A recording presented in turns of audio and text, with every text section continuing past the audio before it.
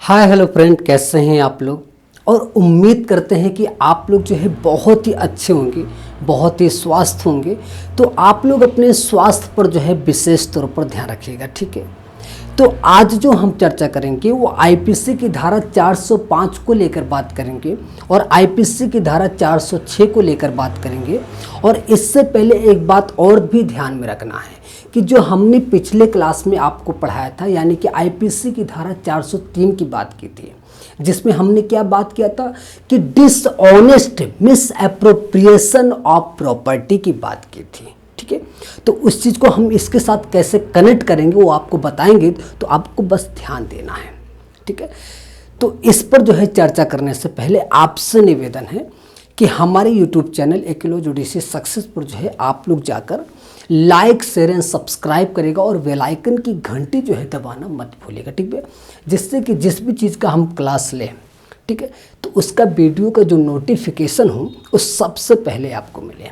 और जैसे ही आपको वीडियो का नोटिफिकेशन आपको मिलता है तो क्या करेंगे, सबसे पहले आईपीसी का बेयर एक्ट लेना है, कॉपी और पेन, ठीक है। इन तीनों चीज़ को अपने पास में लेके रख लेना है। और उसके तुरंत बाद एक काम और करना है कि जितनी बात को इसमें हमने दर्शाया है और जिस तरह से दर्शाया है एकदम सेम टू सेम ऐसे ही अपने कॉपी में उतार लेंगे, क्योंकि ये एग्ज़ाम के व्यू से बहुत ही बेहतर काम करेगा, ठीक है। इस बात को एकदम कंठस्थ कर लीजिए। चलिए देखिए, बस आपको ध्यान मग्न होकर एकाग्रचित्त भाव से सारी बात को समझते जाना है, कोई भी बात मिस मत करिएगा, ठीक है। आप एकदम ध्यान समझेंगे तो कॉन्सेप्ट जो है वो एकदम क्लियर होता चला जाएगा।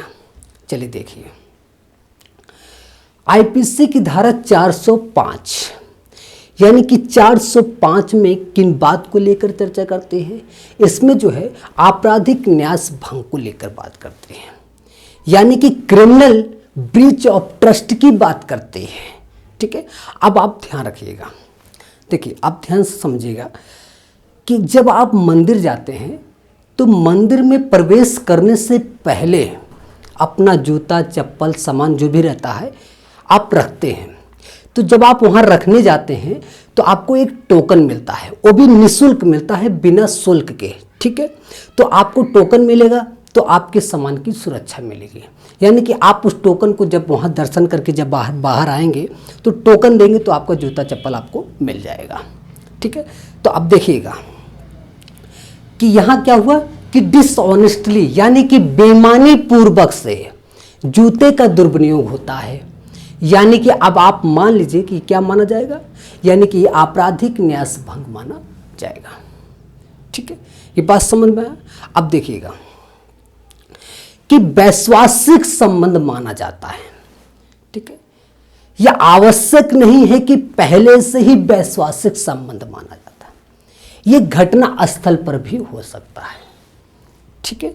यह बात एकदम आपको कंठस्थ कर लेना है। अब एक बात और ध्यान रखिएगा इसमें कि न्यास का सृजन होना चाहिए, ठीक है। तो आप इसमें देखिए, इसके बाद क्या होता है कि गलत तरीके से यानी गलत तरीके से इस्तेमाल करता है।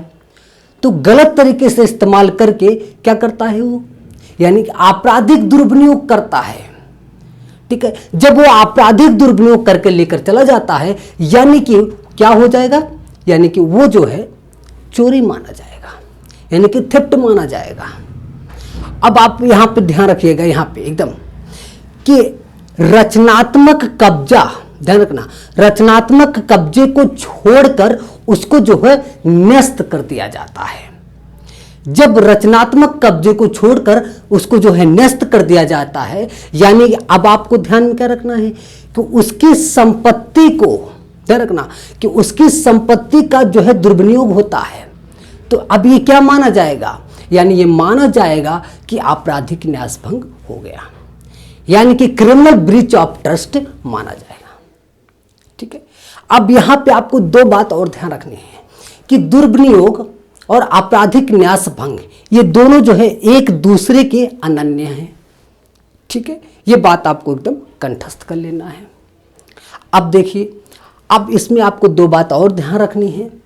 पहली बात यह है कि चल और अचल संपत्ति, ध्यान रखना, चल और अचल ये दोनों जो है, दोनों में क्या होगा, यानी कि आपराधिक न्यास भंग माना होगा। माना जाएगा।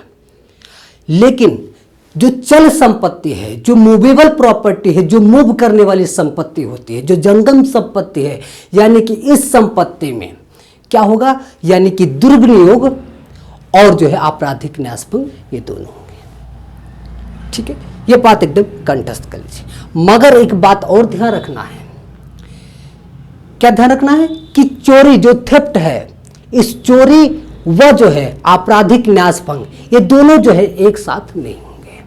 ये बात ध्यान रखना, ये दोनों जो है एक साथ नहीं होंगे। तो यानी कि चोरी क्या हुआ, ये रचनात्मक कब्जा माना जाता है। ध्यान रखना, एक रचनात्मक कब्जा जो है माना जाएगा। अब देखिए, अब ये बात आपको समझ में आ गया।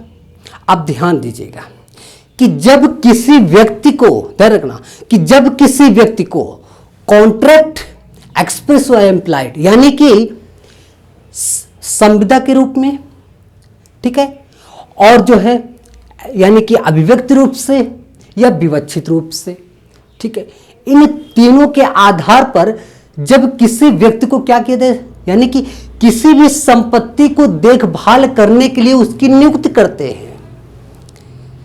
तो अब आप क्या ध्यान देंगे यहां पे, यानी कि यहां पे बेईमानी पूर्वक से, यानी कि डिसऑनेस्टली रूप से, जब डिसऑनेस्टली रूप से यानी कि बेईमानी पूर्वक से उस संपत्ति का दुर्विनियोग होता है या संपरिवर्तन होता है, यानी कि अब आप क्या ध्यान रखें, अब इसके लिए क्या आवश्यक है, ध्यान रखना कि उस संपत्ति का जो स्वामी है, उस संपत्ति के स्वामी का कब्जा, ठीक है, ना तो जो है वो भौतिक रूप से और ना तो रचनात्मक रूप से। आपको ये चीज एकदम कंठस्थ कर लेना है। ठीक है, अब ध्यान दीजिएगा, ये कैसा मामला होगा, ये मामला जो है यानी कि एक तो संज्ञेय मामला है और ये मामला जो है अजमानती मामला है, और ऐसे मामले का जो विचारण होगा वो प्रथम वर्ग मजिस्ट्रेट के पास में होगा। ठीक है, और इसका जो पनिशमेंट है, ध्यान रखना, इस पनिशमेंट की बात यानी कि आईपीसी की धारा 406 में जाएंगे, जो पनिशमेंट है, तो पनिशमेंट फॉर क्या होगा, क्रिमिनल ब्रीच ऑफ ट्रस्ट। तो इसमें अब क्या होगा, 2 वर्ष यानी कि कितना होगा, 2 वर्ष के लिए कारावास या जुर्माना या दोनों से दंडनीय होगा। ये चीज देखिए, ओह सॉरी 2 वर्ष नहीं 3 वर्ष है वो, ठीक है, 3 वर्ष के लिए कारावास या जुर्माना या दोनों से दंडनीय होगा। ठीक है, ये बात आपको समझ में आ गया। तो इसको हम यहीं पे जो है विराम करते हैं, फिर मिलेंगे नेक्स्ट टॉपिक के साथ में। तो एक बात ध्यान रखना है कि हमने जितनी भी बात बताई है तो उन सारी बात को अपने दिमाग में एकदम कंठस्थ कर लीजिएगा, क्योंकि वो एग्जाम की बेस से बहुत ही बेहतर काम करेगा। ठीक है, तो जाते जाते आप लोग जो है लाइक शेयर एंड सब्सक्राइब करेगा और बेल आइकन की घंटी जो है जरूर दबाइएगा। ठीक है, तो इसी के साथ चलते हैं। जय हिंद, जय भारत।